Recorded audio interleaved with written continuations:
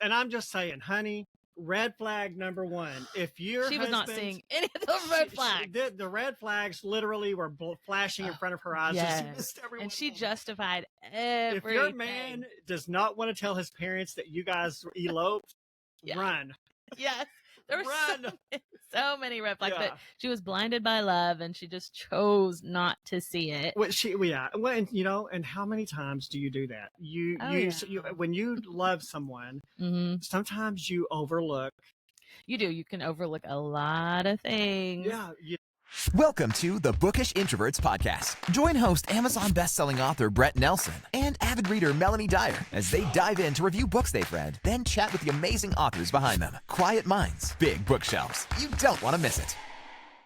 Hey everyone, it's Brett and I am here with my buddy Jessica. How are you doing? I'm doing really good. Are you glad to be here? Yes, I'm very glad to be here. Yeah. Glad I get to help you out on these. I am at least too. Occasionally. It's so much fun. Yeah. So today we are here to talk about a great book we read. Did you enjoy it? I did. I really did enjoy it. Yeah, it was so much fun. And it's so funny because this is one of those books that could go either way for me. Okay. I'm not a huge fan of historical fiction, but I have grown to where I can have a healthy respect for it because I've read a few that I've enjoyed. And one of the things about this book that I really don't like is its split time. The book takes place partially in the modern time and partially in the 1930s, I think. Yes, I think so. Something like, yeah. And so, and of course, I did have a strong favorite of which timeline was my favorite. Did you?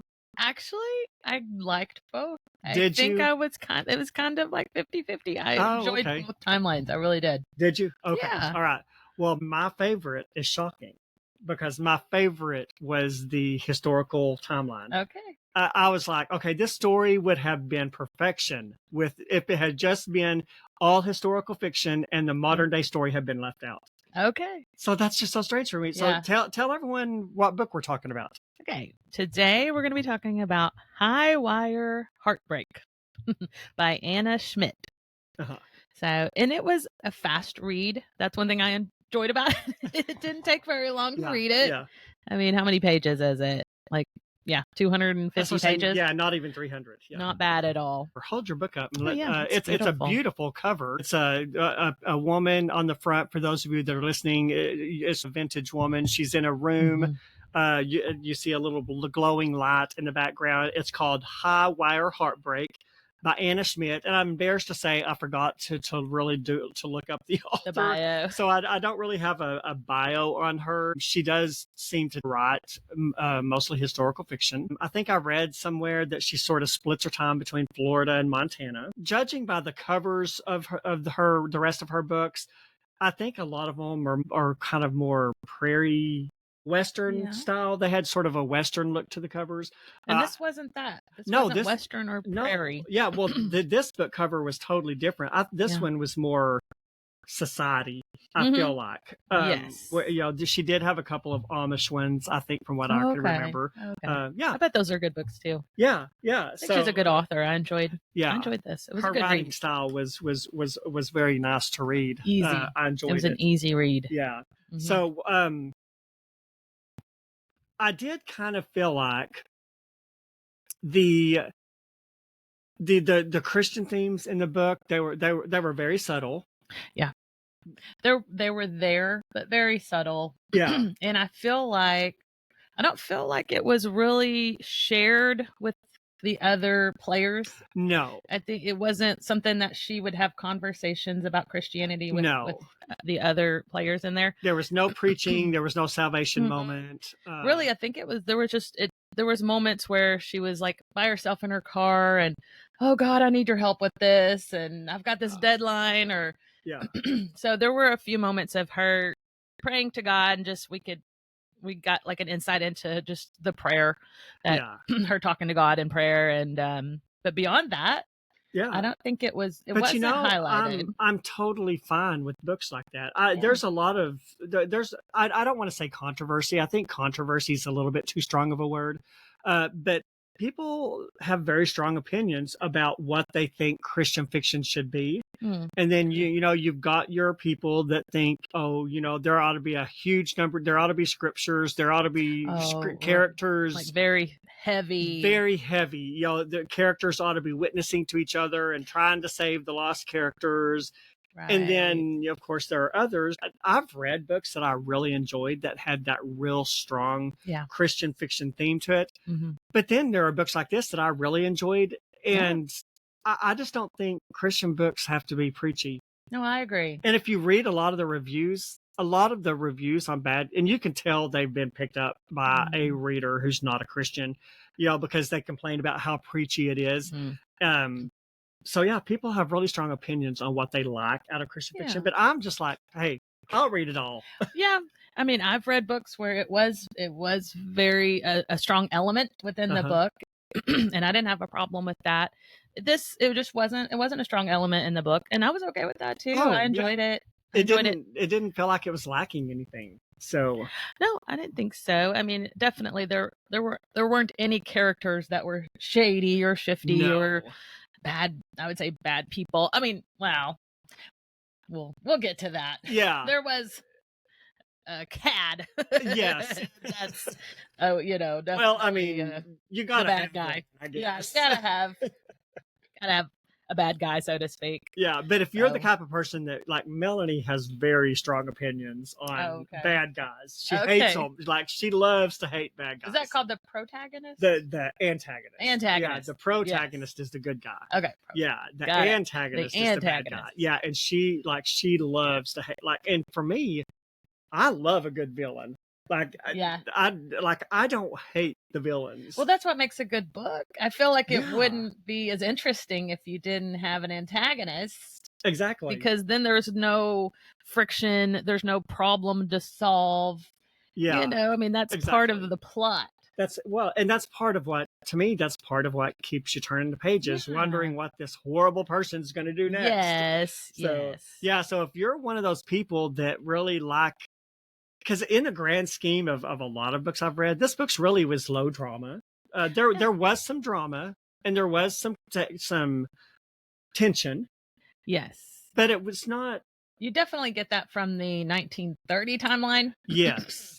Where it's just, there is, especially for that time period. Yes. There's a lot of drama and like mystery and intrigue there. Yeah. Yeah, it was so good. So let's go into the book and tell them what it is. So we've got Chloe. She is a very popular author, a best-selling author. Her books have sort of been declining in popularity, so we kind of get the feeling that she's been doing this for a while. And so her next book that she's going to write, she goes to, and I don't even know how to pronounce it, Cadizan. I was saying in my mind, I was saying Cadizan. Cadizan. Okay, I just called it the mansion. So basically, this was the Ringling Brothers mansion. John Ringling of the Ringling Brothers Circus. In the modern timeline, she goes to this mansion because she's doing research for her next upcoming book. So, of course, the mansion is closed down. It's being renovated. Yes. So it's kind of shut down to the public. They have employees there. There's one guy in particular he's in charge of kind of the restoration. Ian Flanner. Yeah. Okay, yes.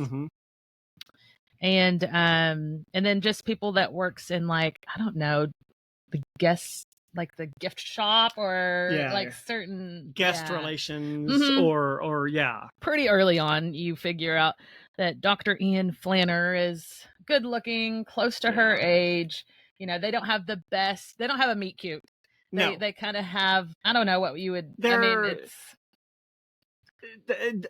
have sort of a grudging relationship. Ian sort of feels like she was thrust upon him because he's over the process. Of hiring people to do things. So he's sort of over all that. Well, he's trying to make sure that this restoration on the mansion goes well. He's sort of the expert on this mansion and he knows a lot about the history of it. Yeah. And so he gets paired with her well, he doesn't want to deal with her because he's got enough on his plate dealing with making sure, so there's sort of a their grudging. First meeting, it wasn't the best, and they were kind of annoyed with one another. She ends up like spraining her ankle. She fell and sprained her ankle, and and of course, she's trying to gather information to get the setting right for her book. So I kind of get the feeling he was trying to rush through the tour of the mansion. Well, she was trying to ask questions, what's this, what's that, because I think going into it, she thinks she's going to be able to utilize Dr. Flanner as a resource, and she really wants him to be accessible to her, to answer questions, and he wants no part of that. Yeah, he's kind of like, I'm too busy. Yeah. And then especially in the beginning. So he has kind of like a personal assistant or something that he kind of pushes off. Tilda. Yes, Tilda. Yes. And Tilda is very much, I want to please you. What can I do to please you? Well, after a while, that kind of starts grating on Chloe's nerves. Chloe's like, can you just give me some space, please? Well, and sometimes a lot of authors are like that. A lot of authors are very introverted, and, writing is sort of and it's a process. It's a process. Well, and it's not, you need concentration, and you need, and so Chloe just kind of wants people to leave her alone, other than Ian. She wants his, unless she needs them for certain things. And she ends up utilizing Tilda to help her do a lot of research, because she ends up staying in the cottage. I think they call it the cottage. The cottage, that's on the grounds. And so she's staying there, and pretty early on, she's going to be there for several months. I would say. So she's there for quite a while. And like going into it, she knows that there is kind of a history there in regards to her grandmother or great grandmother. And so she would like to try to find some information out about her grandmother. Yes, she wants to kind of get some more information to settle some questions for her grandmother. Yes. And I don't want to get ahead of your notes here. So while they're in there looking around, for the very first time, she's looking around and she sees this picture of this very glamorous woman hanging on the wall. She knew the name of it's Lucinda Conroy. Yeah. And she knew that name. She knew that was her grandmother's name. Yes. And Lucinda Conroy was a very famous trapeze artist back in the 1930s. So, and she knew that her great grandmother was involved with the circus.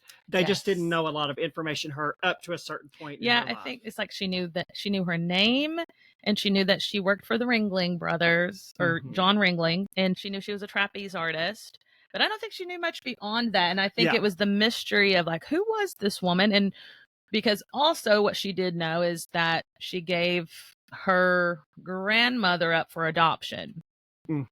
So that's a key point in the book, is that, and her grandma actually has some bitterness about it because her grandmother feels like she was abandoned. Yes, her grandma doesn't want to talk about it, and it's established that the grandma was adopted by a lovely couple that loved her and took care of her, provided for her. She had a good life by the people that adopted her.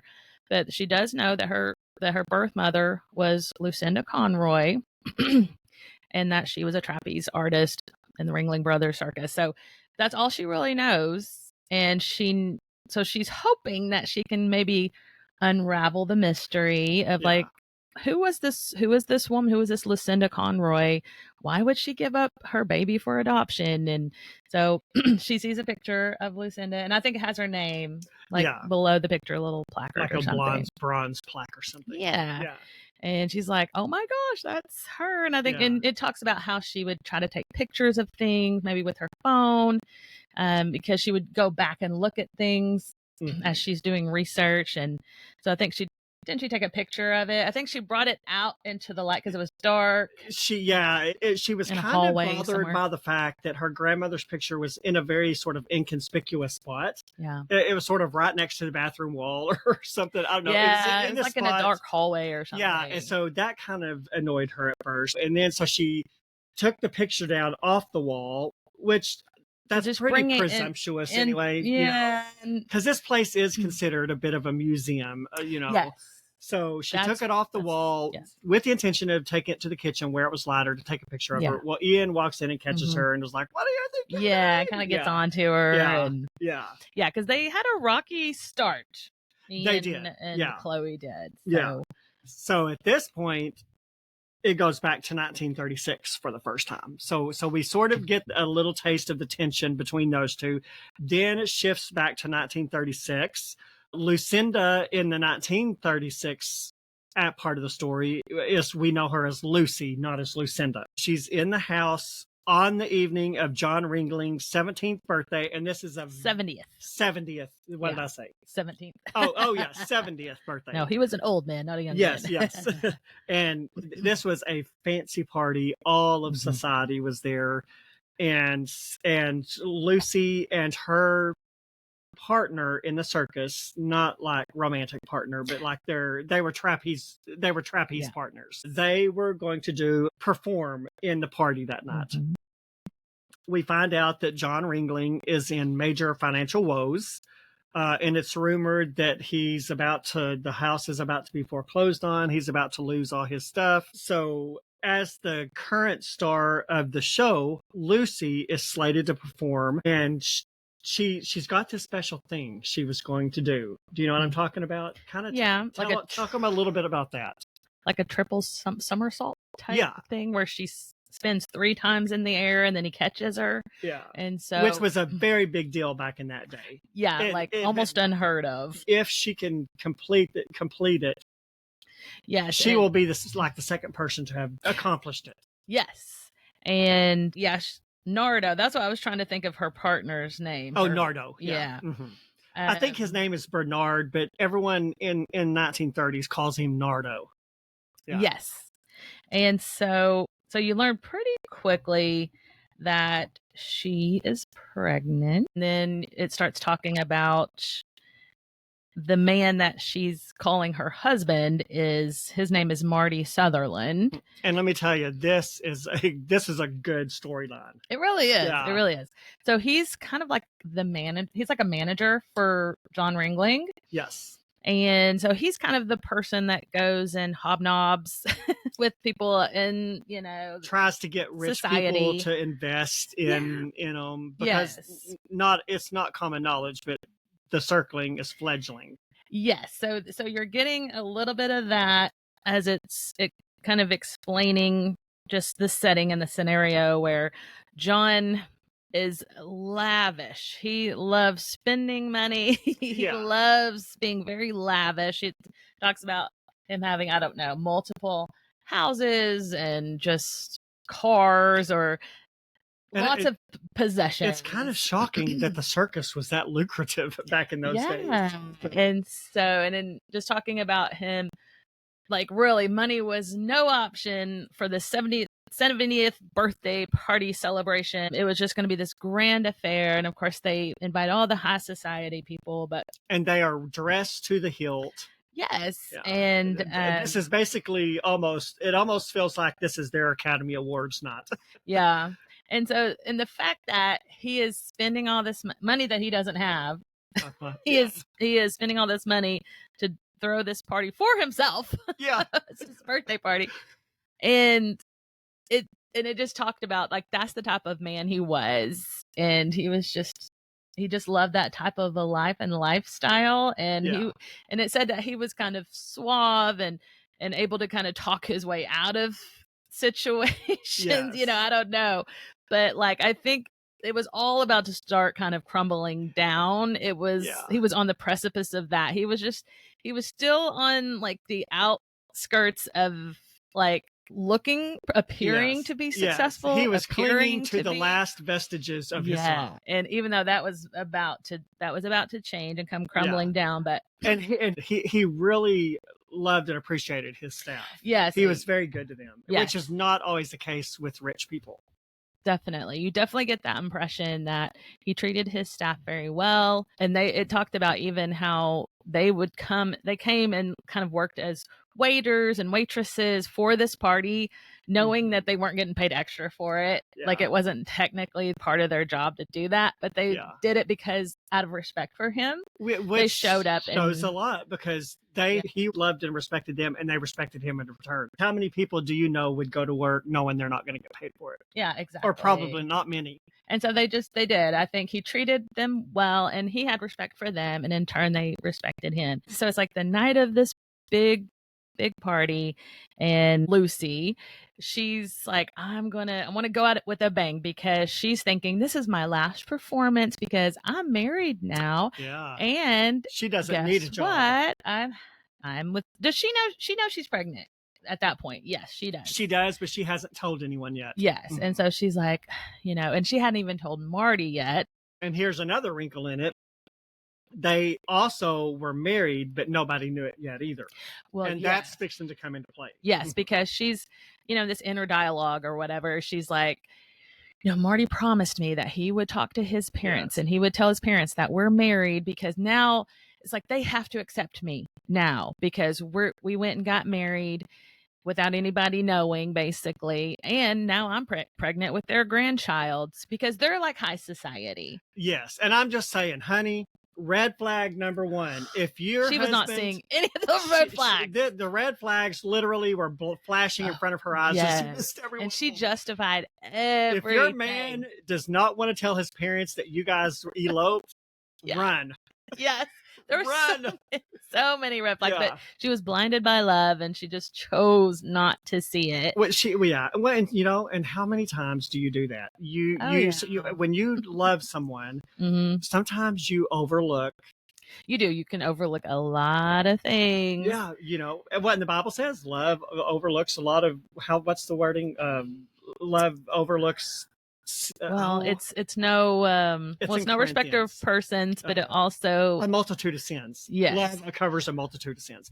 So and it doesn't hold account of wrongdoings, and you're very, very forgiving. So she was a very good person, but she just and she just got caught up in the romance, and it talked about how it was just this very physical attraction between them that they couldn't deny, and he was a playboy. She knew that going in. She knew he was a playboy. Yeah. And of course, so red flag number 2. Yeah. So it's just like, okay, if he's a playboy, and because she would try to justify it saying, well, that's part of his job. Yes. Because he has to be very charming, and he can flirt with, because he needs people, women to and that was his way of getting them to invest or whatever. That was part of his job, was to be flirtatious or whatever. Yeah. And so the party goes on. She and Nardo do their act. She nails the triple spin or whatever you call it. So she's so proud of herself. She goes to change out of her costume into her fancy clothes. Yes, like evening and wear. She's up there, and of course you got to remember, this is the 1930s. Women were different then than they are now. So she was up on the balcony waiting on Martin to notice her and accompany her down into the party. Yeah. Well, as she's waiting, tell him what happens. So he comes in. I believe he came in with another woman. Yes. And it was Gordon was the last name. Julia I remember Gordon. that. Yeah. And so she's, again, justifying like crazy. They were childhood friends, apparently. I think, like, again, his parents, high society, her parents, high society. They've been family friends for years, I think. Julia and Martin are compatible. But the interesting thing is, apparently, back in these days, even though she was the star of the circus, but again, were not. That was not a noble. No, because it's like she's a circus performer. Yeah. That wasn't looked upon as something to be proud of or something to make you. Well, but the interesting thing is, when I did my interview with Tracy Peterson and I'm blanking on the other author's name. I had 2 authors on, and their book, Amy Woodhouse. Amy, one of their books centered. It was historical fiction, and it centered on acting troupes, like back in the 1930s or whatever. And those people, they were very popular. They were really some of the rich people in society. Well, kind of like celebrities. But they were the celebrities of their day, but they were very looked down upon. Yeah. And so I asked them about that, and they were like, yes, back in those days, even though they were very popular entertainers, they were looked down because being actors and actresses was not a noble profession. Well, it's kind of like, I mean, it's like being the help. Yeah. It's especially like this was a circus. These were circus performers. Which was probably even a notch down from stage actors. Yeah, not necessarily would be looked upon as high society. But they were like in their own right kind of they could be kind of famous in their own right because of the things that they did. They were in the spotlight. Yeah. And so well, I mean, and it was easy to I say easy, back in those days, they didn't have TV. I don't know that they had movies, so. Well, and also think about this because it's like your breeding, your bloodline, who your parents were and their parents and the line of genealogy there where it's like, did you come from wealth? Did you come from, just it really, it mattered a lot back then. Well, and it's not much different these days either. So it's like if you didn't have that kind of upbringing, if you didn't come from a wealthy family, a wealthy name, then you were nobody. So Lucy fell in that category. She wasn't high society. But she thought she was working her way into that by marrying Martin. Oh, yeah. She was hopeful that they would accept her. Yeah. And that they kind of had in her mind, like, well, they have to accept me because we're married now. And now I'm carrying his baby. And she was very wrong about that. She was very wrong about that. In fact, you kind of got the indication very on that something wasn't quite right, because as she's up there waiting on him, he walks in with Julia Gordon, which is just this beautiful society woman. Mm-hmm.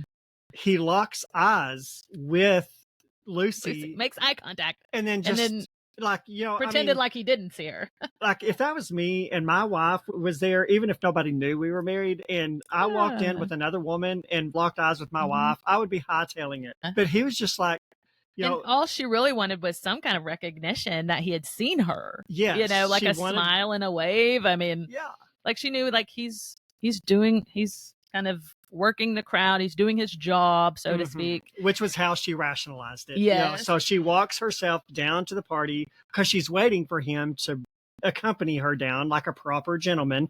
Well, he was no proper gentleman. No. So she had to come down to the party. And by the time she gets down there, he and Julia are at the piano. He's playing, show tunes or whatever. And after they're done, she kind of puts her hand on his shoulder or whatever. Well, he stands up and introduces them.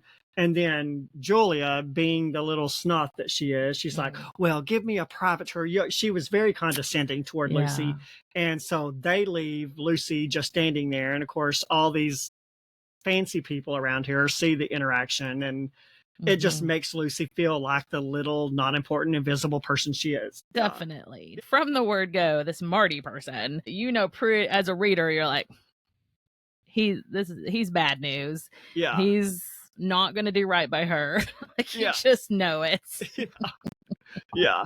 Boy, and you just want to take Lucy and just give her a hug and tell her everything's good, but you also want to shake her some and sense say, into her. Girl, don't. And then, of course, like her trapeze artist partner, he is like in love with her, and she doesn't. I think she knows that he is, but she doesn't feel the same way. Yeah. But Nardo, he is so respectful, so caring and loving towards her, and it's just like, it's one of those things where it's just like you fall for the wrong guy. The guy that's over here in the friend zone.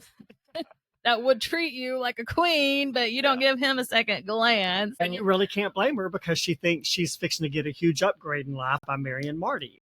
So yeah, and I don't know that I don't think that really was. I don't think that was her motivating factor. No, she honestly, really I did think love she just him. fell in love with him. Yeah. There was this physical attraction. It talked about that. Yeah. And she just she fell in love with them.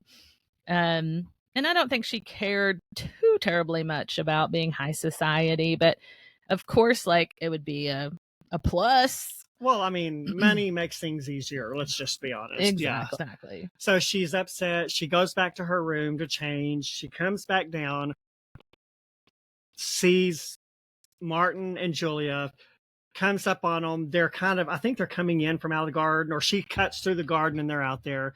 And she walks up just in time to hear Julia giggle and say, "Oh, you naughty boy." Yeah. Okay, you know nothing good's going on when... You know it's something more like it's not platonic. Let's just put it that way. Exactly. So Marty comes out. After she says that, Marty comes out. He's lights a cigarette. She sneaks back to her room upset. And she still at this point hasn't obviously told him that she's pregnant. And after all this, she's still holding out hope that, he's going to tell his parents about us. We're going to live happily ever after. Because she's still rationalizing in her mind that he's not flirting with her. He's trying to woo Julia's family. In her mind, that's how she's rationalizing it. Yeah. So she still has hope, even though she's upset. She still has hope that everything is still okay. So she comes back out. Marty and Julia are doing a little bit of a tango, which kind of upsets her because she considers the tango the dance of love. But again, he's just doing his job. Yeah. So when the dance is over, he and Julia walk off stage, hand in hand. I mean, just another slap in the face. I mean, clearly at this point, I was like, okay, Martin is just flaunting this in her face. Yeah. Because why would you walk off hand in hand? Yeah, he's not even trying to hide anything from Lucy, because I think he's aware that she's probably around in the crowd somewhere, watching it, seeing it. He doesn't care. And at this point, she starts, I think, even though she doesn't want to believe it, she starts to realize, okay, it seems wrong here. So she's about to talk to him when she glances herself in the mirror. And of course, this is, she starts to feel bad for herself because she realizes she's not dressed as well as the other women in the room. Yeah. And it just goes to show just how beaten down by all this she is, because... Well, that's a lot. Yeah, your man's cheating on you and your dress isn't as in Yeah, and because I think she had over romanticized it. She had kind of made it into this fantasy in her mind, to where she was trying to turn Marty into a man that he just wasn't. He wasn't that type of a man at all. Yeah. And I think in her mind, she was trying to turn him into that. Yeah. And that he would do right by her and all this. Exactly. Yeah. And that's a lot to take in. I mean, she just found out she was pregnant. I mean, she's not that far along at all. Yeah, she was not that far along because nobody but her, she knew. Right. Yeah. And then, and getting this quickie marriage and then getting pregnant on the wedding night. Yeah. Yeah, exactly. Find out later. So when she realizes that she's kind of not up to par with everyone else, she runs out of the room upset and passes out. When she comes to, she's in bed and Marty is having a discussion with the man across the room, which we quickly learn is a doctor. The doctor tells him that she's with child, and I never quite understood how did he know she was with child. I mean, this was 1936. I don't think she was showing. No, I definitely wouldn't say that. They probably didn't have blood tests. Think they had pregnancy tests. Yeah, so I'm not real clear on how exactly he knew. But anyway, he's having this conversation with Marty. He tells her that she's pregnant. And Marty is clearly not happy about it. But she verifies that, yes, she's pregnant, hoping that it will soften the blow of their marriage and endear her to his parents. But the plan was to tell his parents of their marriage after the party tonight. So now all of a sudden he's backtracking and saying, well, we need to hold off just a little bit longer. Yes, because that was her whole dialogue, was as soon as he gets back from this business trip, he's going to tell his parents. Yes, because before the party, he's been gone for the last 3 or 4 weeks. Yeah, so she hadn't seen him in several weeks. Yeah. And that was the first time she'd seen him. Yeah, exactly. In a while. Yeah. So the next morning, the story kind of moves into the next morning. She goes to meet Marty and his parents for breakfast. Well, Marty's not there, but Marty's dad is. Another jerk. Another jerk. Yes. And oh yes, the apple didn't fall from the tree when it comes to Marty and his dad. Agreed. Well, this is when we find out Mr. Sutherland, which is Marty's dad, he basically tells her, your marriage was a sham. Mm-hmm. You're not really married to him. Mm-hmm.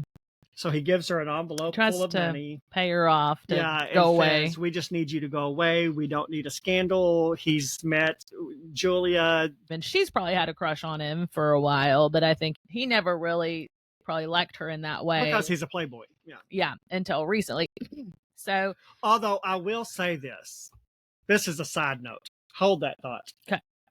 I have been accused of being a player.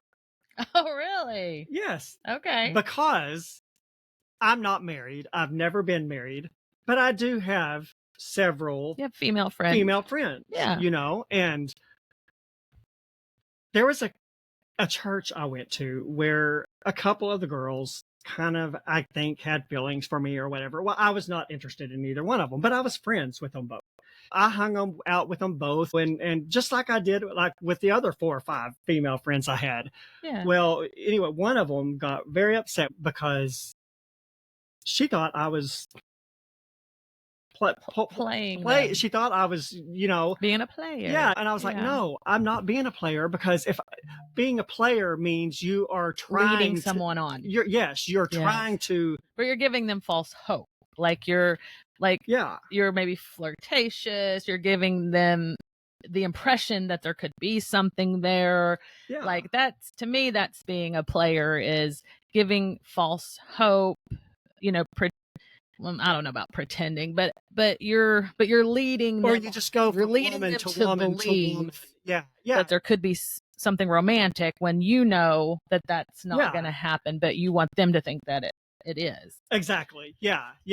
Of course, that's not. I was very clear up front with these people. I'm not interested in you in that way. This is strictly friendship. Now, Marty was the true definition of a player. Oh yeah. Well, and especially like when you're making out with that person, that's something that's intimate, that's physical. Yes. And then it's just like, oh no, we're just friends, but we just made out a while ago. And it's just like, so that plays mind games. Yeah. And that, and that's why they're called a player, because they're playing mind games. Bad. Yes. Yeah. So it's like when you're being kind of intimate with somebody else, and that's probably going to give the impression that that there's something between and plus you. It's cruel, and there can be different layers of intimacy. Intimacy doesn't necessarily mean things you do on the marriage bed. Yeah. But that plays with people's mind when you're flirting, or maybe even going a little bit further than flirting. That's devastating when you don't, when you realize that person doesn't really want that. I mean, it's always a cruel game. It really is, especially if it's intentional. And I think when we're talking about a playboy, then they're doing it intentionally. They know what they're doing. They know they're playing with someone's feelings. They're more interested in the numbers, the notches on the bedpost, so to speak. Yeah. And it's hard when you in the dating scene and you're like seeing someone, dating someone, and then it becomes clear that the feelings that you have for them aren't reciprocated. Yeah. And that's tough. I mean, I've been there. I think a lot of people have. And it's just like, it's just that's not what you want. And I wound up finally having to leave the church because of it. Really? Because it was just clear that you can't have that kind of attention in church, Yeah. And so it's too bad that they couldn't just see it for what it was and just friendship and nothing more. And but I mean, if they wanted more and you didn't, that's, it's unbalanced. It's an unbalanced relationship. And you probably can't be friends with somebody that wants more than friendship, and you don't. Exactly. So I wound up having to just kind of cut ties with that church because it was really led to it was very awkward for everybody, Yeah. Anyway, that was just a little side story. But Martin is the true definition of a player. Of that. Like he was literally dabbling in multiple women. Yes, and I think, now correct me if I'm wrong, so when before this interaction with Marty's dad, when Marty, the doctor's there, she's pregnant, she's like, it's yours. I think he even questions her. Are you sure it's mine? Yeah. She's like, yes, you're the only person I've ever been with. There's never once a reaction of, oh my gosh, I'm happy that, that we're going to have a baby. No. Never. Nothing. Yeah. I mean, it's immediate. It's blame. He's blaming her. How could you let this happen? Then I think he even suggested that she should terminate the pregnancy. He did. Yeah. He gave her money and said, yes, take care of it. And he's then like, use the I'll rest give you enough money to get that taken care of. Yeah. And then the next morning, that she's going to breakfast or something, and she encounters his dad. And again, I think she's still thinking that Marty is going to run in and do the right thing and tell his parents that we're married, we're together. This is my baby. We're going to raise it together, so on and so forth. Yeah. And his dad was like, no, and pretty much. Well, he basically tells her, no, that's not going to happen because Marty and Julia are at the beach right now. Right. And they're about to be engaged. He breaks that news to her that Marty is about to propose to another woman. And then he's like, she's like, but we're married. And he's like, no, you're not. That was a sham. That wasn't, it wasn't legal or whatever. And then he tries to pay her off. He tries to give her money. Like, bless her heart. She's just, her world has just shattered in the matter of a couple of days. She goes from like being in love and, oh my gosh, I'm going to have a baby with the man that I love. And, we're going to live happily ever after. She'd really had romanticized all of this. And then her world just comes crashing down. Literally on every like what, 24-hour period of time. Yeah, but although she does get just a little niggle of a revenge in there, so her dad lays all this out on her, hands her the money. Of course, she doesn't take the money. She's like, I don't want your money. I want my man. Yeah. And so he, of course, he gives her the whole, well, you're going to be sorry if you try to bring scandal up on this family. He's basically telling her, if you're not going to take my money, you're going to keep your mouth shut anyway. Yeah. And so she kind of smirks and says, oh, well, I'm going to have to leave right now because I've got a reporter waiting downstairs to talk to me. I forgot about that. Yeah. And so then it goes to 2022. I was like, oh, it just got to get good. And then we go to the 2022. Yes. Back to Chloe, her great granddaughter. Exactly. While they're in the museum doing some research, Ian brings Chloe some information on a lady named Lillian Lietzel, who apparently was a headlining act until she fell and died in a circus act in Denmark. So following her, Lucy sort of became the next person to replace her. And he thinks there may be some information about Lucy in Lillian's file. So, of course, Chloe's just ecstatic to get this information. Well, and you bring up a good point here, because she reprimands herself for devoting too much time to finding more information on her great-grandmother instead of kind of putting a lot of time and effort into the book that she's supposed to be writing. And she has a deadline for getting at least a portion of it done or whatever. Yeah, and let me tell you, as an author, research versus writing is a very narrow line, because if you get too involved in research, you can get so involved in it that you forget what you're supposed to be doing. Oh, no. Yeah. I bet it is like a fine line there. What she did, because she wasn't just doing just generic research. She was more personally involved in it because it involved her family. Yes. Well, because at first she was determined that her book wasn't going to be personal. It wasn't going to be about a specific person. Her intention for being there was she wanted it to be historically accurate. She wanted that to be the setting of her book. And it's in Sarasota, Florida. Is that right? Yes. And that's why she wanted to have access to Ian so she could ask him questions about the history of the place. But she didn't want it to be like a biography. She wanted it to just be fictional characters. But she couldn't get it out of her head about the grandma, the mystery of what happened to her great grandmother. And I think that was kind of outweighing. One was kind of outweighing the other a little bit. Yeah. Toby, the library researcher, he plays a small role pretty much throughout the whole book. While Lucy's writing, he's also doing some research for her. And he mentions that Lucy is never mentioned in any materials outside of the newspapers that heralded her triple somersault. So after that, she just vanishes. She's never mentioned again, which is odd given that she was so well known in her time. So Chloe decides that writing a fictional account of her great grandmother might be just the right amount of different that her novels need to make them fresh. They just needed something to spice up her sales. Yeah. And they thought maybe your stories are getting stale to the readers too, you know, because this is why I don't like series books. I don't like reading them, and I don't like writing them. They get stale to me. They're probably very like fast. carbon copies. Yeah, you know, like for me, I get tired of reading about the same characters, the same location. Yeah. You know what that reminds me of? What? Hallmark movies. Oh my gosh. They're so cookie cutter. Hallmark movies really need they need some spice up. Because you can pretty much know the plot just within the first few minutes. It's the same. Every one of them is the same exact storyline. They just have different characters. And they recycle the same actors over and over and over. I don't know. Yeah. Everybody loves Hallmark movies. Yeah. Well, and especially at Christmas, every Christmas, I binge them. Yeah. So it's one of those things you kind of love to hate. Yeah. Yep. There you go. Yeah. So the movie moves back to 1936. Tell us what's going on in 1936, Jessica.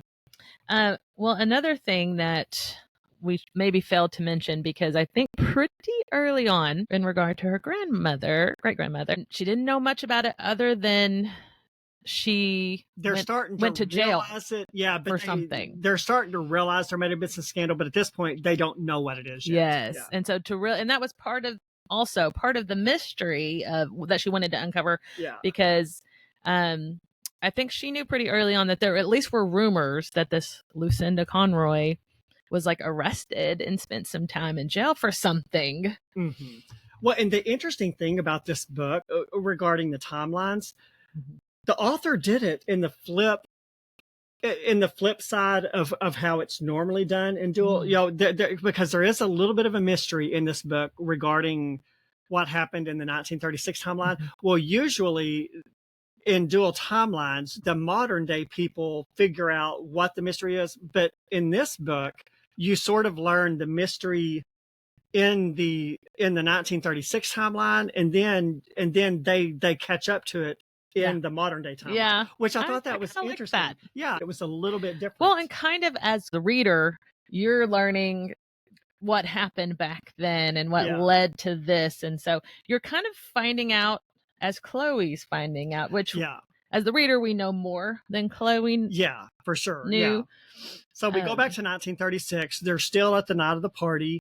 Lucy goes back to her room. She's watching from the window, just hoping and praying that Marty will come back and sort of, you know, reassure her that everything in their life is as she thought. She still is hoping against hope that Marty's going to come back and be like, "Oh, baby, don't worry about it. I'm going to take care of my parents." So while she's waiting for him to come back, he never does. Nardo comes in her room the next morning, asks her what's going on. She confesses that she and Marty are actually married and that she's pregnant with his child. Well, he mentions having seen Marty and Julia, and Lucy tells him again, "Oh, it's just part of the job." Yeah, she's just trying to. Yeah, she's still trying to rationalize his bad behavior. Well, Nardo passes her a note that Marty slid under his door. He woke up and found this note under the door. And what does the note tell him? So Marty is telling Nardo, your act is no more. So your act with Lucy. Nardi and Lucy are no more. Yeah. And so they gave him another role within the circus that was a downgrade. Yeah. And it wasn't going to be nothing like what he had before. Yeah. Yeah. And of course, Lucy's upset and she tells him that she'll talk to Marty. Well, of course, rightfully so. Nardo's upset. He's like, I can take care of myself. I don't need you to talk to him.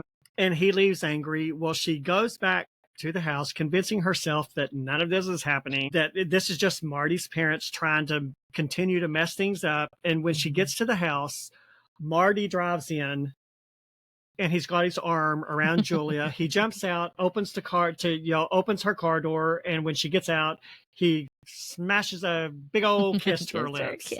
So now she realizes, I've been betrayed. Yeah. Now we go back. She should have realized it a lot sooner. I'm telling you. Yeah. I can't tell you how many times I wanted to shake the poor girl and say, wake up. Yeah. When the evidence is right in front of your face. Yeah, for sure. So Tilda comes in, kind of takes Chloe by surprise. Well, Chloe gets very frustrated. It comes out that Tilda had a key to the cottage and she just let herself in. She's like, okay, give me the key. Yeah. Like this ain't cool. Not going to happen anymore. Yeah. So of course that kind of puts Tilda in a little bit of a tizzy. The relationship between Chloe and Tilda has kind of been a roller coaster. Yeah. You do get the impression that Tilda has a crush on Ian. Yeah. And there might be a little jealousy there. Yeah, for sure. She has like her good moments, but then there's kind of moments of like, what is she up to? So yeah, there's kind of a weird dynamic there. Yeah. So flip back to 1936. Lucy goes to Marty's house to talk to him, and he confirms that what his father had told her at breakfast was all true. Yeah. Marty and she were never married. He concocted the elopement because he wanted to sleep with her, which is just disgusting. He encourages her to take the money to get rid of the child and go on with her life because they're not going to happen. Right. He is going to marry Julia on New Year's Eve. And so she's devastated, of course. She goes back to her room. She takes a bath. Well, as soon as she gets into the bath water, she thinks she hears a noise in the other room. She calls out, but doesn't hear anything. Later that evening, she's in her room packing because she's going to leave the mansion. She was going to go back to the circus grounds, where I guess where they live. Yeah, where the circus people live. So she's planning on going back there. Well, she hears sirens. She goes to a window and sees all these police cars pulling up to the house. Well, Nardo, a few minutes later, Nardo comes up, knocks on the door and says, hey, the police are here. They need everyone to come downstairs because something has been stolen. She goes downstairs, and Mr. Sutherland is there being his blustery, rude self and, talking to the police about a silver Tiffany vase. And this vase is very important to the storyline. That a silver Tiffany vase containing a few sprigs of fresh lavender has disappeared from her room. Okay, I said Mr., but this is Mrs. Sutherland. That little vase has gone missing, as well as the envelope of money that Mr. Sutherland was trying to get. Once you know the money's missing, who do you think the suspicion's going to go to? Right. I mean, it's very clear what's about to happen. Yes. They have framed her for stealing the vase and stealing the money. They're trying to ruin her reputation. So, I mean, do you think it was just a ploy to try to ruin her reputation so her word would mean nothing? Or Probably. They were just trying to, But then again, we're talking about 1936. She was in a circus troupe, so she really didn't have much of a reputation anyway. Yeah. She was a woman. Maybe they were just trying to throw her in jail and throw away the key. They wanted her gone. Yeah. Because she was a woman. And let's face it, I know women don't like to talk about stuff like this these days, but women back in those days, their voice didn't mean much. That's true. That's true. So really, they were just trying to get rid of her. They were trying to get rid of her. Oh. So a policeman rushes into the room. He tells the chief, hey, you need to come upstairs. We found a huge envelope of money, and guess where they found it? In her suitcase. Yeah, in her room, in her suitcase. Yeah. So, of course, Mr. Sutherland tells the police. He flips the script. He says Lucy is trying to entrap their son, Marty, with a bogus marriage to provide financial security for herself and her child. So when Lucy, she sort of course, Nardo's there, and she thinks a great deal, even though she's not in love with Nardo, she wants his... But he's a friend, he's somebody that she knows she can trust. Yeah, well, she kind of rushes over to him to reassure him that that's not what happened. Well, the police think she's trying to flee the scene.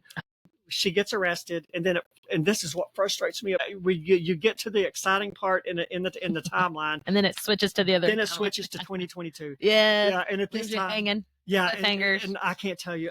We actually got to the point in this book where every time it flipped to 2022, I literally rolled my eyes and was like, oh. It's like, I want to go back to 1936. Yeah. So Lucy is in jail. The officer comes in and tells her that her bail has been posted. She goes out and Nardo's there. She tells him that she'll get the money back to him. Well, of course, this infuriates him because he's in love with her. He didn't do it because he wanted the money back. Yeah. She still doesn't get it. Yeah. She still doesn't get how much he loves her. I think she does know that he has a crush on her or whatever, or that he thinks he loves her, but I don't think she really truly understood how deeply he did love her. And he's thinking, my goodness, woman, how many grand overtures am I going to have to make for you to see? Yeah. But it's kind of understandable in a way too, because even though all this tragedy with Marty has come up, I think there's still a part of her. You can't just fall out of love with someone that fast, can you? I mean, when you realize that you've been betrayed, I don't know, maybe you can't. Yeah. Nardo finally is the voice of reason and says, look, they're doing this because they want you out of the way. Yeah. They want him to marry Julia because Julia is the level of wife that they want for his son. Mm-hmm. So they go back to the grounds. Tell them why Nardo takes her back to the circus grounds. Well, he's concocted a plan because I guess, yes, he paid to bail her out, but there's still like a pending trial. Yes. So, and he knows if she sticks around and she goes to that trial, they're going to convict her. They're going to say guilty, guilty, guilty. And they're going to throw her in jail for, I don't know, an indefinite amount of time. Like how much jail time do you have to serve for stealing a vase? I don't know, for some money, but. Well, given who the supposed victims are, the Sutherlands are going to be fighting for her to get the extreme amount of time that they can give her because they want to make sure that she stays gone. Exactly. So he knows this is not going to be good. This is not going to go well for her. Yeah. So he's like, you need to disappear. Yeah. Yeah. You need to get into witness protection. Yeah. But, change your look, get out of here. He'd already talked to another circus person to they were going to dye her hair and they were going to give her different clothes and the other person, I can't think of her name. Edna. Okay, Edna. She has a cousin or something that lives, I don't know, 100 miles away or whatever it is. It's in New York City or no, it's in Brooklyn. Okay. In Brooklyn. Yeah. And so go live with my cousin, start a new life there. Have the baby. Yeah. Because that's another aspect of it. It's like she's still pregnant. Yeah, you got to protect the baby too now. Yeah, and it's like, is she going to have this baby in prison? I mean, because that just seems like a horrible thing to have happen. I mean, so Nardo he's going to take care of business, and they do. They take her back to the circus tents or whatever. They dye her hair brown, I think, and they give her some padding to look like she's chubby. Yeah. Change her, just stature and things hunch over. Yeah, she teaches her how to, because with her being a performer, Lucy has this very, and she's elegant, I would say. Yeah, she knows how to present herself. Blonde, curly, pretty hair. Yeah, she's very beautiful. And it's like, okay, honey, you need to slump. You need when you see people, you need to not look them in the eye. You need to look the part. Yeah. And so, I mean, if I were Lucy in that situation, I would have been like, yes, let's do whatever we got to do. I'll go move to Brooklyn. I'll do it. She's like, I'm not doing that. Which she naively thinks that she can clear her name. So she's like, I'll comb through that whole mansion and I'll find the vase and I'll, and she's just being very naive and thinking that she could do that. And Nardo's like, no, no.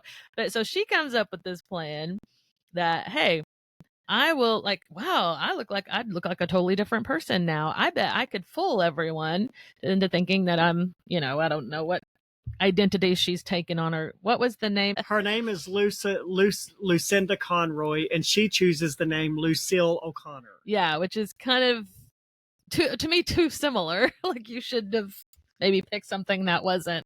Yeah, that was way different. She basically says, I'll take on this new persona. I will get a job in the mansion as a housekeeper, a housekeeper. Mm-hmm. Yeah, and of course, Nardo's totally against it.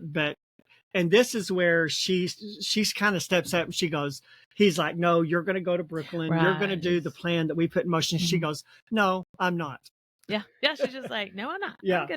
And so he went along. He with reluctantly goes along with it because he lost his job too. Yes. And so they go to what's the name of the man that's kind of like the head butler? Mr. Jefferson. Nardo is the one that sort of comes up with the plan when he realizes that Lucy is not to be deterred from her plan of redeeming her reputation and her name. He says, well, I know a guy at the mansion, Mr. Jefferson. He's the main butler. Mm-hmm. They're looking for for a groundskeeper and a maid. So he said, you and I will go talk to him. They both get the jobs. 4 months into the employment, Mr. Jefferson turns around, holds out a newspaper to her and tells her, oh, you should look at this. I think you'll find this interesting. Well, of course, she gets nervous, thinking there was something in the newspaper about her. Instead, it's an article about Marty and Julia Gordon, who have eloped rather than having a huge wedding. When I saw that they got eloped, just part of you wonder, okay, did he just do the same thing to Julia that he did to Lucy? Like, is he duping her to sleep with her just so he can move on to the next woman? Honestly, that entered my mind. That didn't enter my mind. It wouldn't put it past him because he's that type of a person. We're going to try not to give any major spoilers in here, but that was I was like, okay, this is the exact same thing that happened to Lucy. It's suspicious because they were both very important families in society. Why would they elope? So my first thought was, okay, he is duping Julia the same way he did Lucy. And then once he uses her and abuses her, he's going to move on to the next unsuspecting woman. So I was interested to see if that's... No, I don't. Honestly, I did not. Okay. I didn't think that. And I don't think he could get away with doing that to Julia Gordon because she's somebody in society, and so are her parents. And she's got influence behind her. So, So I don't think... I mean, he, of course, seems like a narcissist. Yeah. And maybe, would believe that he could get away with it with her. But I think even he realized that he wouldn't be able to. That wouldn't be smart. Yeah. So she keeps her cool. Mr. Jefferson says, you and Marty, you guys were friends, right? And he calls her Mrs. Conroy. Mm-hmm. So when he calls her Mrs. Conroy, she knows that he knows everything. They're worried that they're about to be bested. Mr. Jefferson reassures them that Mr. Ringling always liked Lucy. And he even made the comment that Mr. Ringling thought that you were too good for Marty. So I think at this point, that's sort of his way of making them know, I know who you are, I know what you're doing, but I'm still going to work with you. Yeah, he was willing to keep their secret, but also, and I think that Mr. Jefferson was a nice man. And he cared about them both, but also the baby, because she needed to have a place, a stable home, where she could, I'm going to say, hide the pregnancy. Like, because she hasn't had the baby. Be discreet that she is pregnant. And because it talked about her not needing the fat suit anymore because she was just getting larger with her pregnancy. Yeah. I think, they try to conceal that because that would be a giveaway. That could be a giveaway that she's actually Lucy Conroy. Mm-hmm. So she kind of needed a place to hide out and go through her 9 months of pregnancy and have the baby there. So I think that was like their goal, was to get her through this pregnancy so she could have the baby like on the grounds of the mansion, at the cottage or whatever. And that's what happened. Yeah. And Lucy she fesses up. Yes, we are who you think we are. Where I'm here trying to clear my name. Well, Mr. Jefferson's like, look, I understand you want to clear your name, but these people are very powerful people. They have a lot of influence.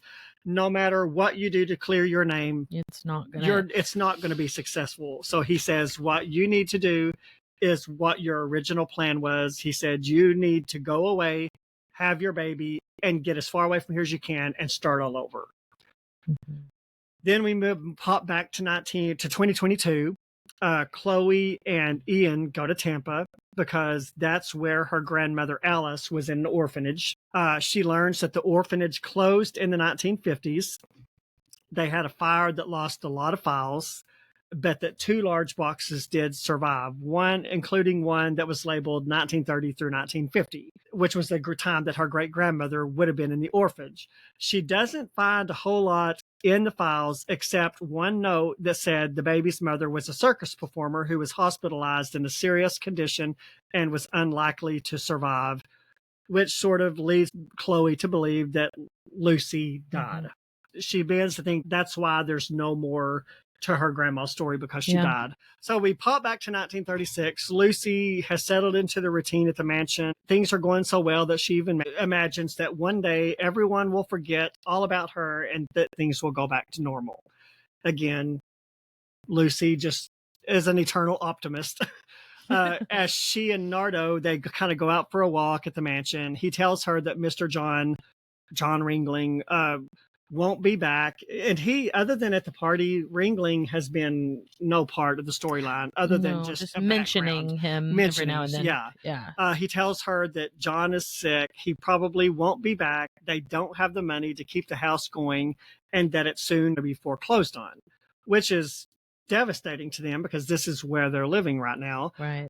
So, of course, the news is so devastating to her that she almost immediately she passes out, goes into a very rough labor, but she finally has her baby girl.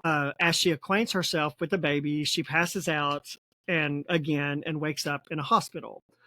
Well, when she wakes up, Nardo tells her that she's been very sick and that she almost died with childbed fever. Have you ever heard I've never childbed heard fever? of that. Well, I looked it up. Childbed fever is basically a postpartum bacterial infection of the female reproductive tract that happens following childbirth or during pregnancy. Of course, back in those days, so they probably can prevent it nowadays. Yeah. I'm not sure how prevalent antibiotics were in 1936. So anyway, so she almost died from this childbed fever. And she finds out that she's basically has been unconscious for like 2 weeks. Yeah.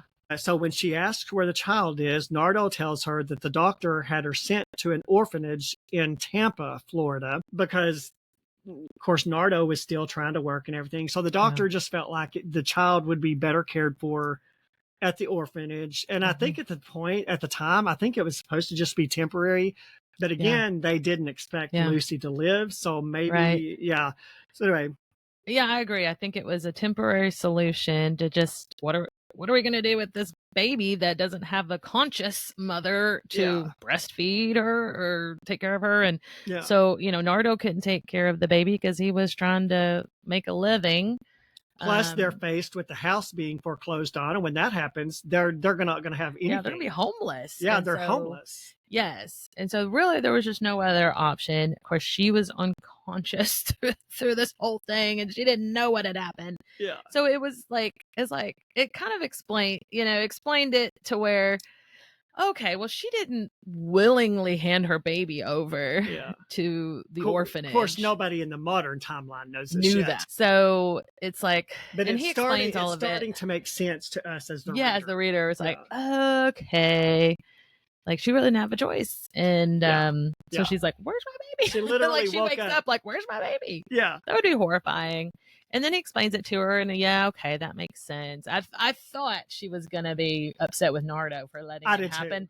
Yeah. I was like, that could ruin their relationship right there. And I think he's like, let me explain it. Yeah.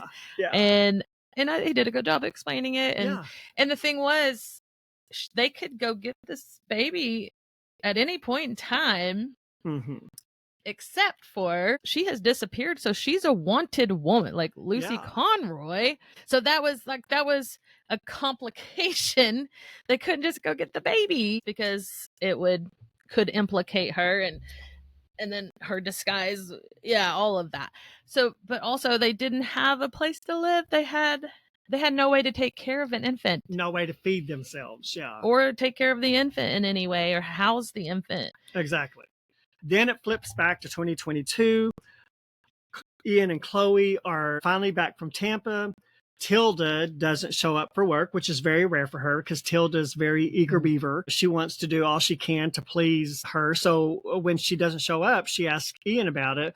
Ian says, she no longer wants to work with you. She doesn't want to have anything to do with you. Like, what? He didn't even try to soften it up or anything. Well, and then he's like, deal with it. Yeah, exactly. I got time to deal with this. Typical guy. Yeah. Well, of course, at this point, Chloe kind of knows what's going on. So when Chloe gets to the historical side, as she gets there, she's surprised that Tilda is actually there. They talk to the director. She mentions wanting information on Lucinda, her aerialist great-grandmother, and he actually knows who she is. So he hands her a newspaper article, mentions the scandal that happened with Clive Sutherland, which is Marty's dad, that she disappeared and that it's presumed that Nardo helped her escape. Mm-hmm. So there was some information out there with some sort of supposition about what happened, but there was just nobody really knew. The man tells her all about the wealthy Sutherland family, their son Marty, his wife Julia.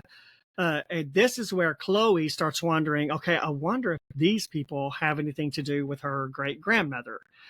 So, of course, Tilda kind of chimes in. She says, I know of that family. It's very unlikely that they had anything to do with great-grandmother Lucy. But then as they talk, Chloe realizes that Tilda's family and her family may have a connection. We won't get into that whole conversation. We'll let the readers discover that if they read the book.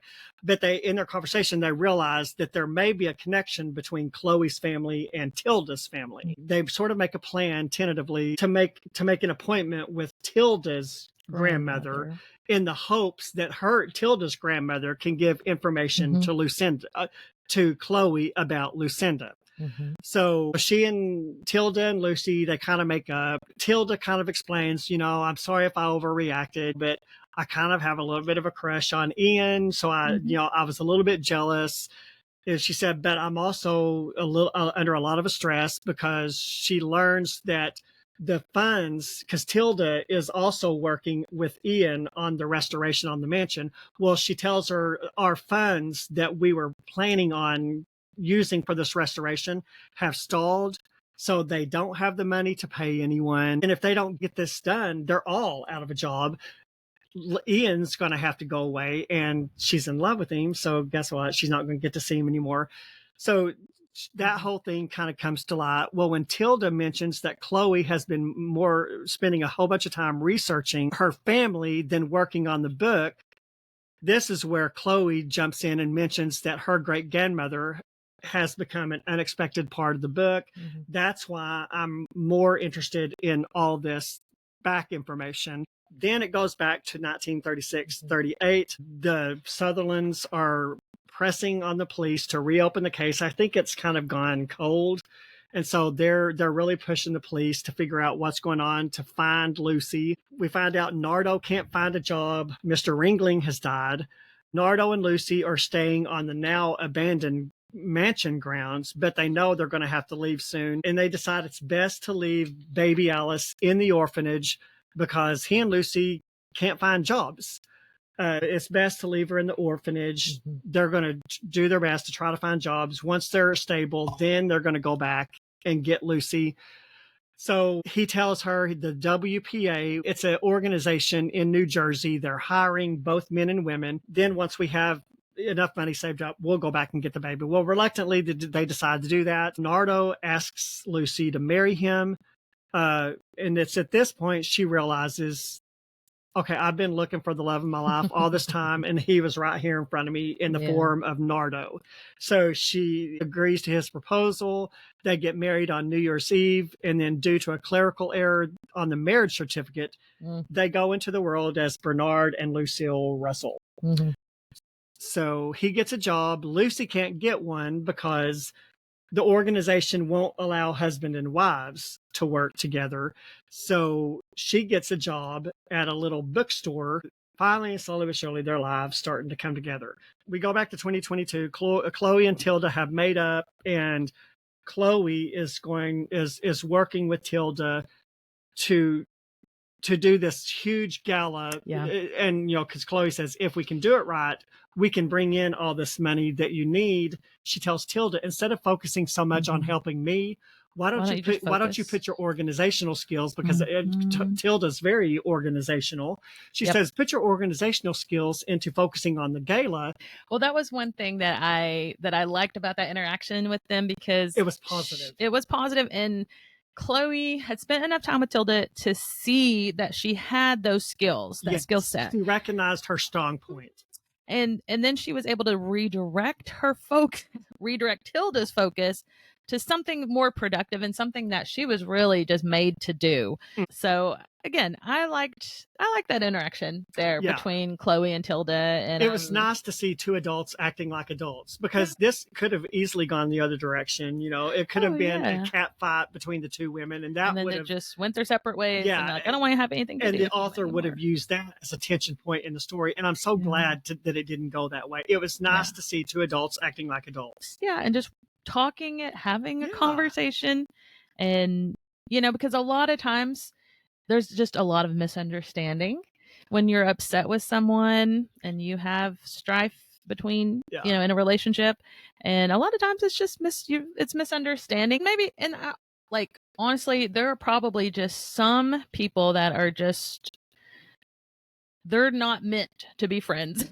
There is just some relationships that are just toxic and they don't need to be in each other's lives. Yeah. And that's okay. You don't have to be friends with everyone. You can be selective as to who you let in your circle. And it's okay also to have a friend and then let them go at some point, a friend for a season. Yeah. No, I totally agree that there are people that are meant to be in your life for a season, but only that season. And then it's, it's time to move on, or maybe they move to a different state or you go to a different church and you're no longer around that person anymore or whatever. But no, I agree. I think there are people that are only meant to be in your life for a season, and then there's also people that are meant to be lifelong friends.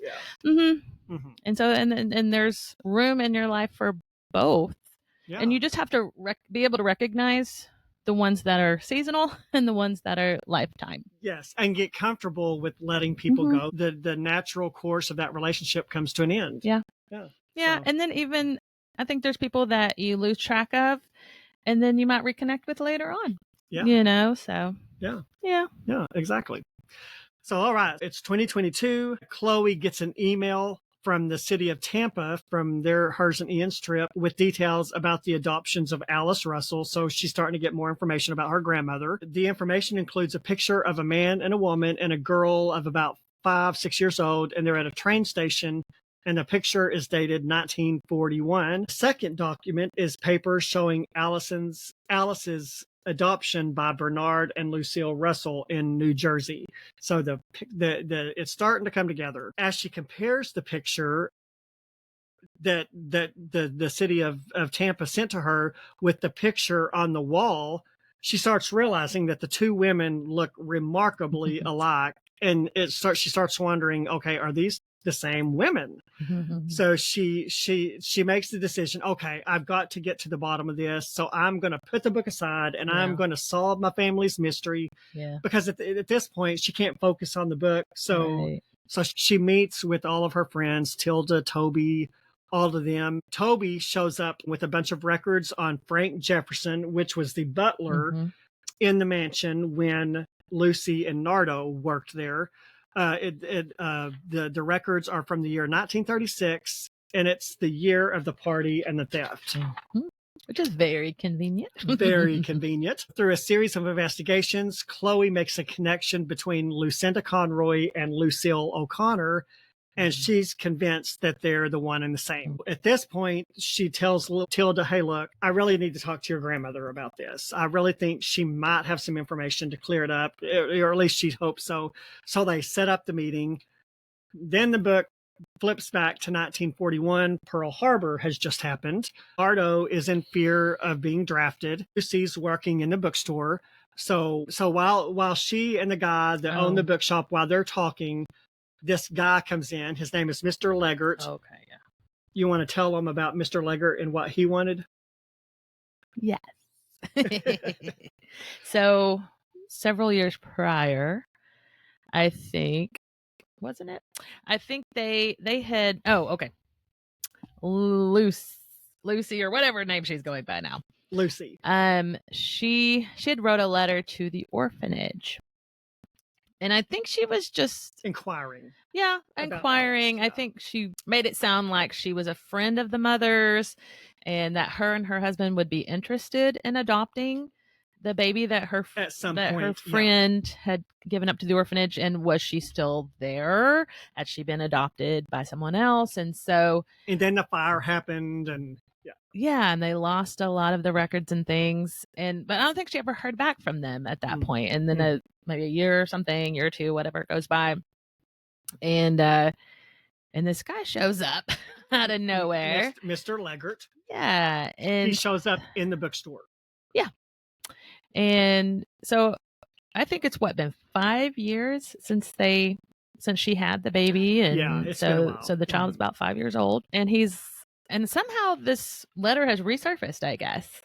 And they're like, well, because of the fire, a lot of the orphans were displaced, and they were just put them with whoever they could. They're trying to like place temporary them in foster homes, care kind of thing. And because so they don't have the funds to rebuild and keep it open. So the orphanage is going to have to just try to place all the kids that. Yeah. And so it's like, hey, if you're still interested, we still have Alice, and we need to place her in a permanent home. And we it's got like, your letter. Are you interested? Yeah. And I mean, what?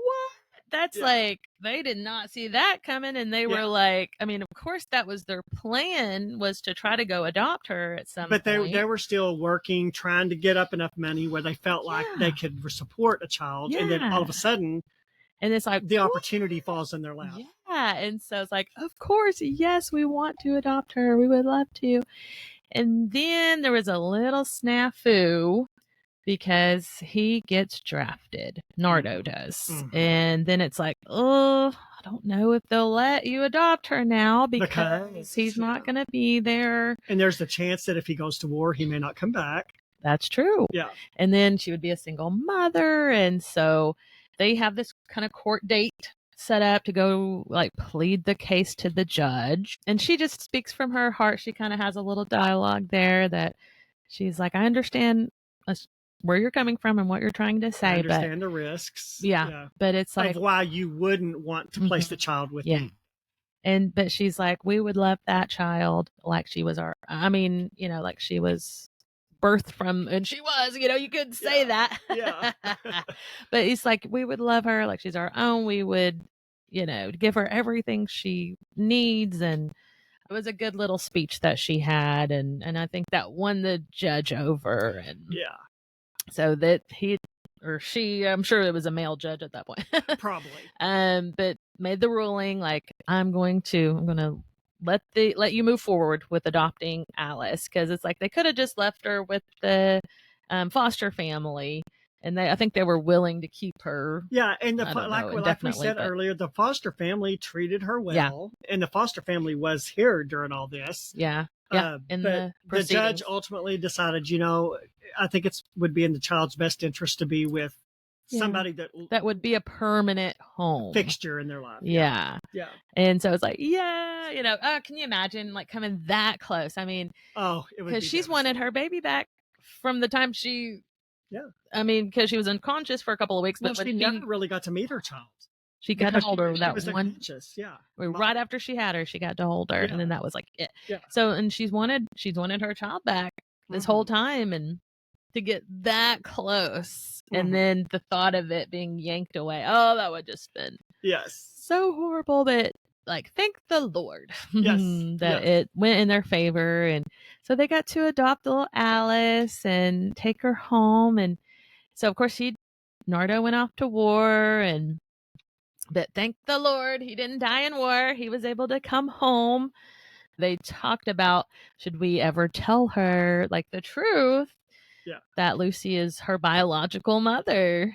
And they decided not to. Mm-hmm. Yeah. Well, at that point they had decided Alice was very happy. She was well adjusted. She had been through college. She was about to get her master's degree. So they're like, there's no sense in upsetting her with the family's sordid past. So they make the decision not to tell her about. They figured it would only hurt her. And what was the point of upsetting what they had? And again, there was always that kind of hanging over their heads, like, what if someone finds out that she's really Lucy Conroy and she was she ran off and didn't spend jail time that she was probably going to be sentenced to. And the story jumps to 2022. Tilda and Chloe are working feverishly to get the gala organized for a November event. As she's unpacking, Tilda's grandmother donated a bunch of stuff for a silent auction at the event. They're unpacking the stuff that her grandmother donated. What do they bring out of the box? So what they eventually find is this Tiffany vase, silver Tiffany vase that it's inscribed with initials M and J. Oh, that's right. And Chloe by this time, Chloe has pieced together a lot. She knows about the silver vase. She's like, this is the vase that went missing and that her grandma was accused of stealing. And this can basically clear her name. Yeah. Tilda's grandmother had it. Yeah. Which Tilda's grandmother, come to find out, is Marty Sutherland's daughter. Yes. With Julia. Yeah. And the funny thing about the vase was, I think she got it for like a 13th birthday present or something like that. And she said there was so much family turmoil centered around the vase that she actually hid the vase because she was tired of the drama. Yeah, she's just like, I always felt funny about this thing. Like it never set well with me. Yeah. Because I think her parents argued a lot. Chloe texts Ian and she's like, oh my goodness, you got to come to the cottage ASAP. And when he gets there, of course, Tilda's there. She tells them about the vase and Tilda goes berserk because she thinks they're going to accuse her family of stealing the vase. When she looks at the picture, she smiles at the inscription because it's inscribed M&J. Of course, initially, everyone assumes it's Mabel and John Ringling. Yeah. And so when she looks at it, she smiles and she goes, oh, Martin and Julia, that proves it wasn't stolen. But Ian notes that the serial number on the vase matches the records that it belonged to the Ringlings. Yeah. Well, Chloe does end up talking to Tilda's grandmother. And thankfully, her grandmother was very gracious. She understood that her dad was a bit of a cad, that, he was capable of doing, unsavory things. And so it all works out in the end to where we're at the point now to where anything we say after this is a major spoiler. So we're going to call a spoiler zone here. Okay. If anybody doesn't want major spoilers, you may want to duck out.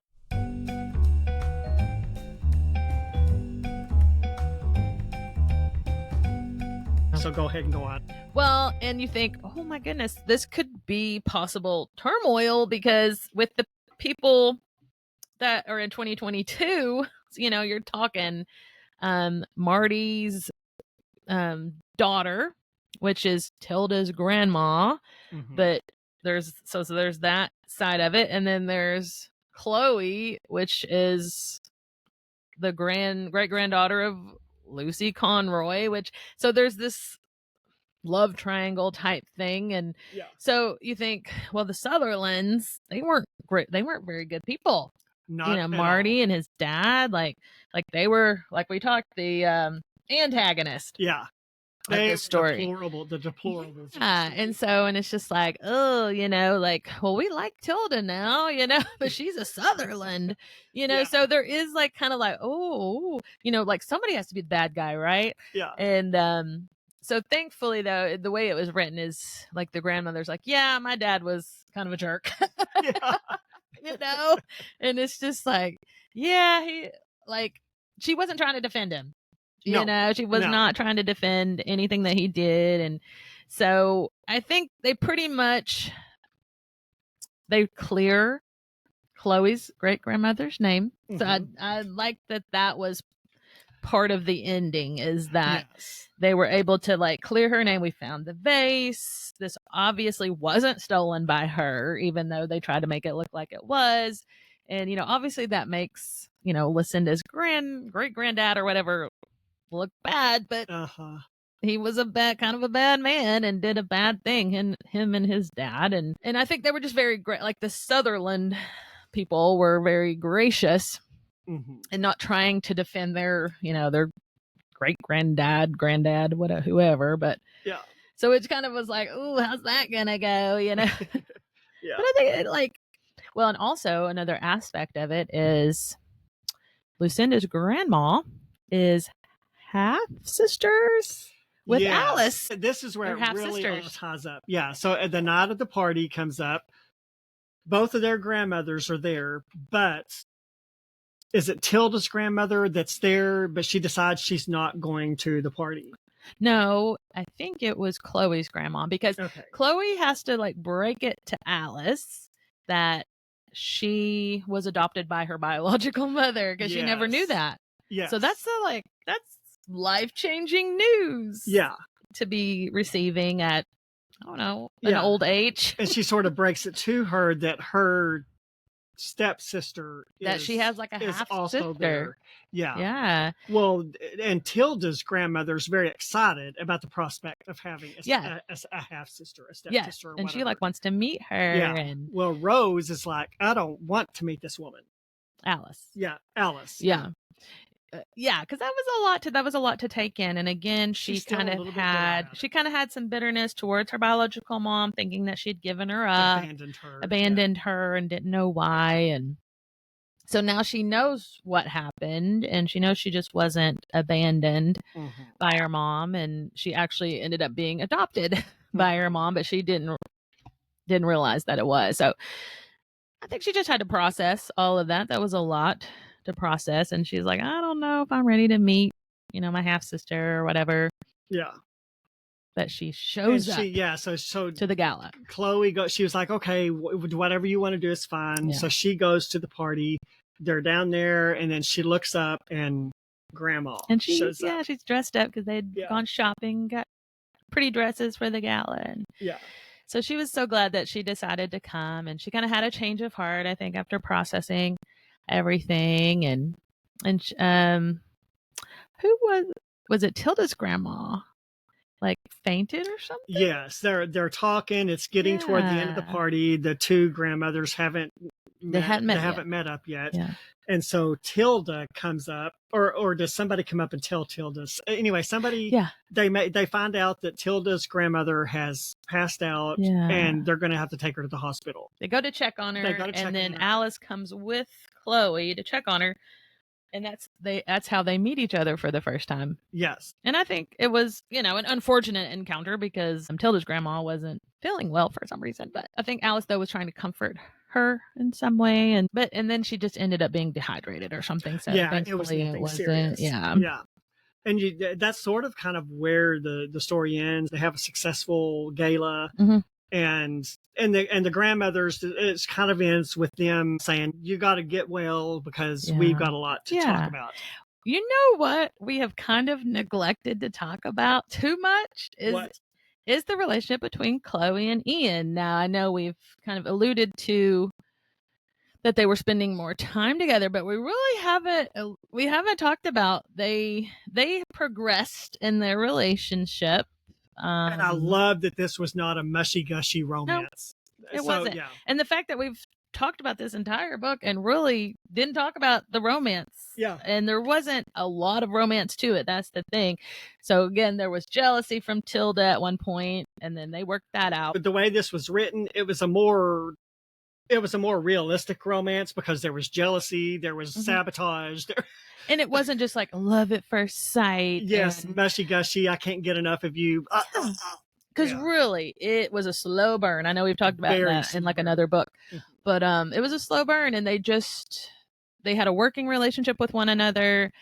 Of course, she thought he was cute early on or whatever, thought he was good looking, but it was just like, he's busy, I'm busy. We've got other things sometimes on our plate right now. Going for them.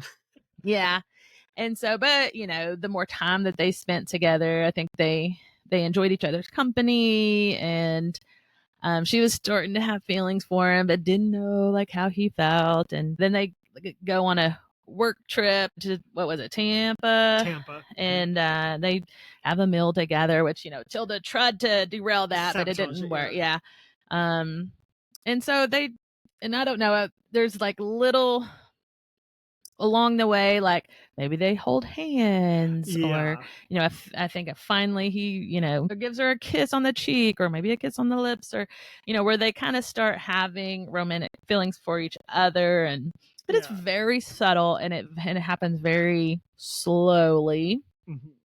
But that's the very ending of the book, and that's a major spoiler.